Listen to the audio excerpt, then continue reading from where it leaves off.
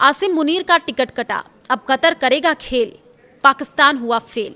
नमस्कार, मैं हूं आपके साथ आयुषी गुप्ता।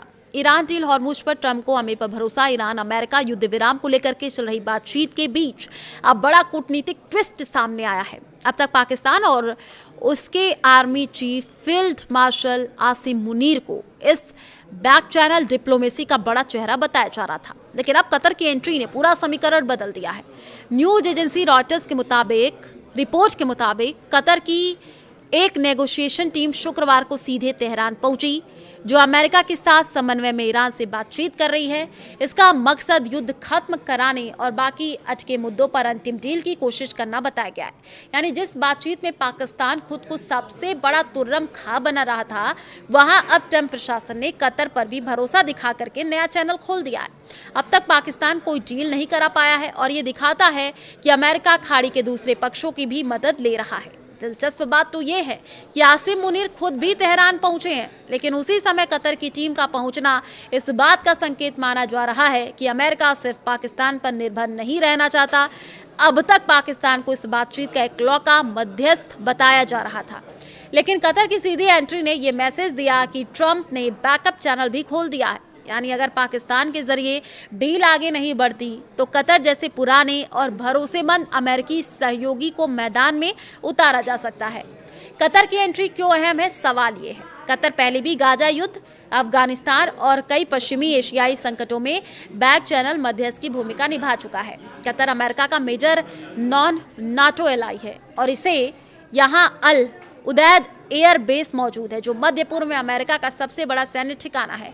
हालांकि इस युद्ध में ईरान ने कतर पर भी मिसाइल और ड्रोन हमले किए थे, जिससे उसकी एलएनजी सप्लाई को बड़ा नुकसान हुआ था।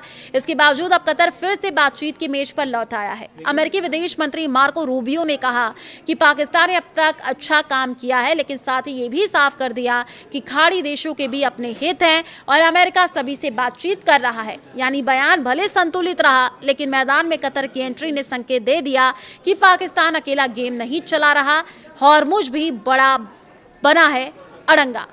बातचीत में सबसे बड़ा पेच सिर्फ परमाणु कार्यक्रम नहीं है, बल्कि हॉर्मुज जल डमरू मध्य भी बना हुआ है। अमेरिका चाहता है कि समुद्री रास्ता पूरी तरह खुले, जबकि ईरान इसे अपनी रणनीतिक ताकत की तरह इस्तेमाल कर रहा है।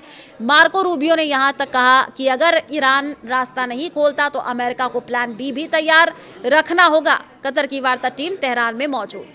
रिपोर्ट के अनुसार ईरान के साथ युद्ध समाप्त करने, लंबित मुद्दों को सुलझाने के लिए एक समझौते को सुरक्षित करने में मदद करने के लिए कतर की एक वार्ता टीम संयुक्त राज्य अमेरिका के समन्वय से शुक्रवार को तेहरान पहुंची।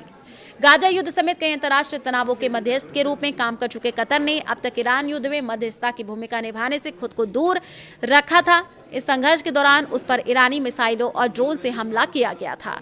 अमेरिका ईरान शांति वार्ता की ड्राफ्ट में क्या है?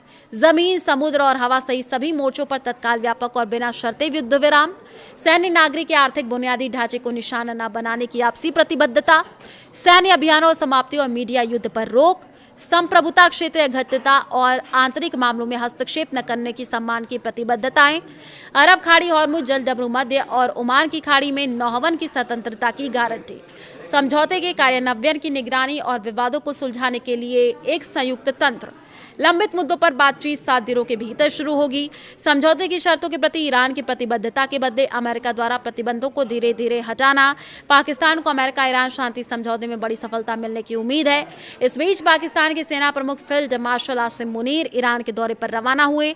पाकिस्तानी गृह मंत्री मोहसिन नकवी पहले से ईरान में है। इस बीच कतर की एक वार्ता टीम भी तेहरान में मौजूद है।